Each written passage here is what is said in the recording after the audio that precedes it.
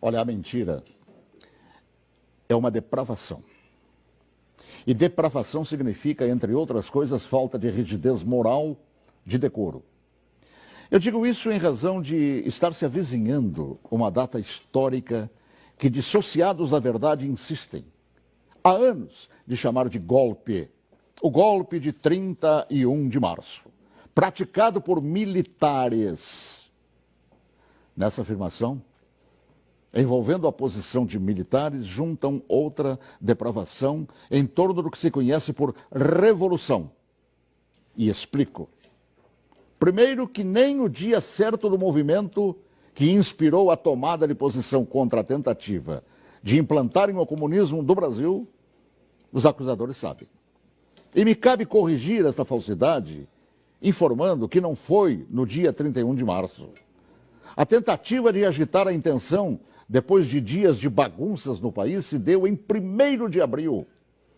No dia 31 de março, num planejamento de agitação, João Goulart e Leonel Brizola deixaram Brasília e se dirigiram para Porto Alegre, iniciando a tentativa de golpe de esquerda.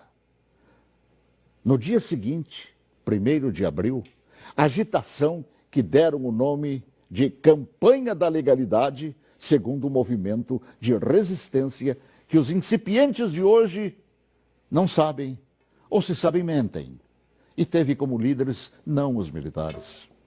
Não os militares, que ao longo dos anos são atingidos por espetadas de baixaria. A liderança daquele movimento revolucionário pertenceu a civis que inspiraram o povo brasileiro a sair às ruas aos milhares em todas as capitais, em passeatas que ficaram conhecidas como Marcha da Família com Deus pela Liberdade.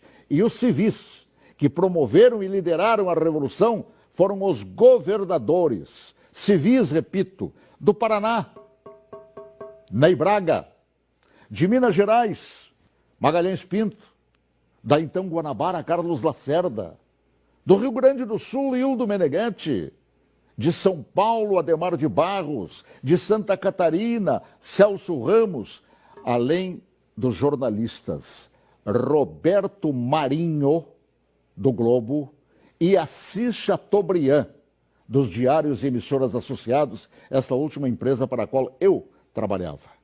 Os militares, diante da pressão desses líderes governamentais e pressão do povo nas ruas, é que, depois de Goulart e Brizola abandonarem tudo e fugirem para o Uruguai, é que, após um breve período de governo de Ranieri Mazzilli, o vice que foi empossado pelo Congresso, é que assumiram o comando da nação por ter o mesmo Congresso decretado vago o cargo de presidente. Ninguém tirou João Goulart de lá.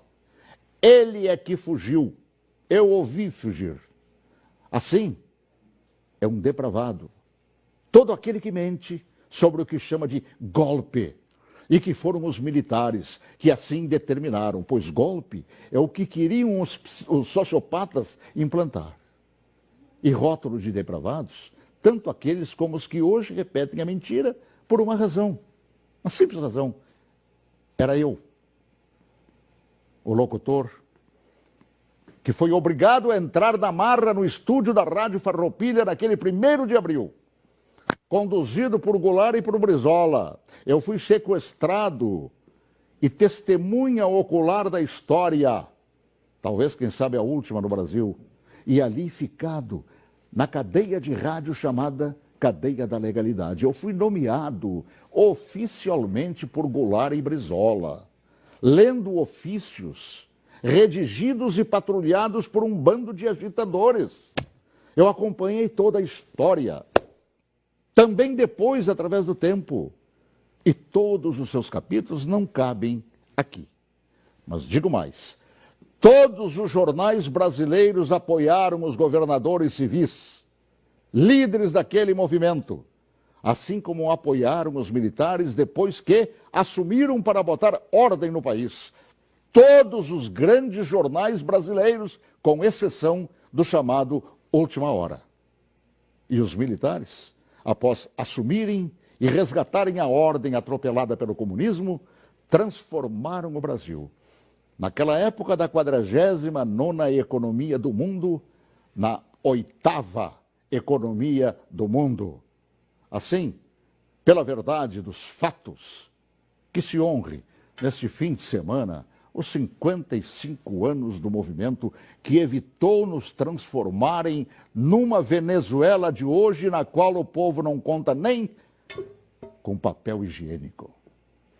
Boa tarde, se Deus quiser, até logo mais, às 18h40, com espaço de ponto de vista. Olha que eu conheço inúmeras histórias suas, Paulo Martins, mas essa eu confesso que eu desconhecia. E essa é verdade, porque eu fui testemunho ocular de tudo. A gente que estuda jornalismo tantos anos ouve falar de diários associados. Jamais imaginei, Paulo, que você estava lá testemunhando tudo isso. Estava lá, no batente, cobrindo, inclusive, isso que hoje mentem por todo o Brasil.